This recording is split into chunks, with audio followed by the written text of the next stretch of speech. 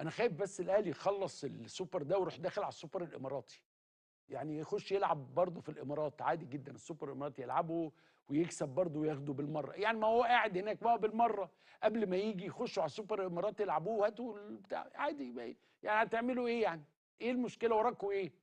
وبعدين تلقى الاهلاويه بقى كاتبين ايه؟ طبعا طبعا ايه يا جماعه؟ انتوا راضيين على نفسكم؟ يعني راضيين على المستوى ده تكسب بيه؟ انت شايف ان ده شيء عادل يعني؟ ده شيء جيد؟ وبعدين اما تيجي تتكلم بقى يقول لك ما هي دي الكوره خلاص. ولو الاهلي كسب من الاول يقول لك الفن والمش عارف ايه واللياقه واللعيبه وبتاع. وبعدين تيجي كده يقول لك ايه؟ ما هي دي الكوره، والاهلي نادي بطولات، البطولات بتجري ورا الاهلي مش الاهلي اللي بيجري ورا البطولات. حاجات بقى الاهلاويه يقول لك حاجات من اللي تنقط يعني.